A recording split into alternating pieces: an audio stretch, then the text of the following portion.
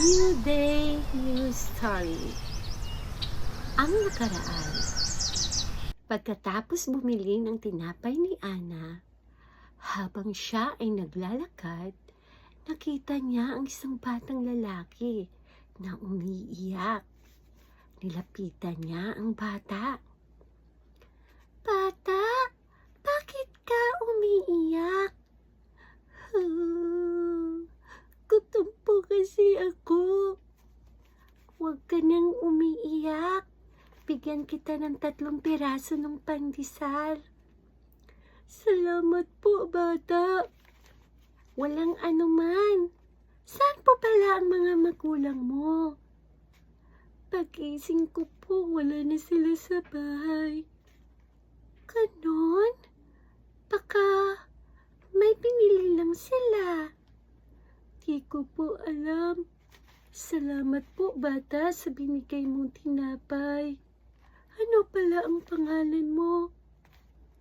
Ako si Ana. Ikaw, anong pangalan mo? Ako naman ay si Victor. Okay, Victor. Simula ngayon ay magkakaibigan na tayo, ha? Sige, Ana. Salamat ulit sa tinapay na binigay mo sa akin. Okay lang, Victor. Sige, umuwi ka na. Baka nasa bahay niyo na ang nanay at tatay mo. Mag-ingat ka sa pag-uwi, ha? Ikaw din, Ana. Mag-ingat ka. Balang araw, makabawi din ako sa'yo. Ay, sus! Walang problema yun. Ang importante, nakatulong ako sa kapwa ko.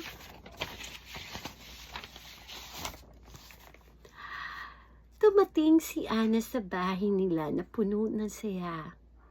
Nanay! Lola! Nandito na ako! Oh, Ana! Bakit ang tagal mo, anak? Kasi po, meron akong bata na nakitang umiiyak at gutom na gutom siya. Binigyan ko siya ng 3 pirasong tinapay. Talaga? Ang bait mo talaga, anak. Aswerte namin ng tatay mo na may anak kaming mabait na katulad mo. Niyakap ni Ana si Nanay Bella. Nanay, kumusta ka na pala? Magaling ka na ba, Nanay? Opo, anak. Nilot ako ng lola mo. Ayon, umaayos na ang pakiramdam ko. Salamat sa Diyos. Teka, anak. Akala ko ba binigyan mo ng 3 pirasong tinapay ang bata?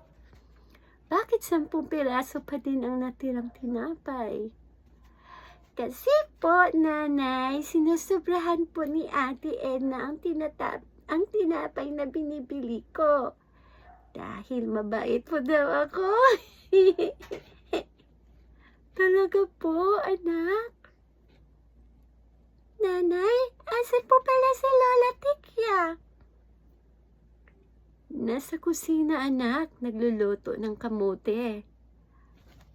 Apo, nagluluto ako ng paborito mong pagkain. Yehey! Paborito ko po ang kamuti, Nanay Bella at Lola Tekya. Hanggang dito muna, mga gwapo. Abangan ulit ang karugtong sa ating kwento.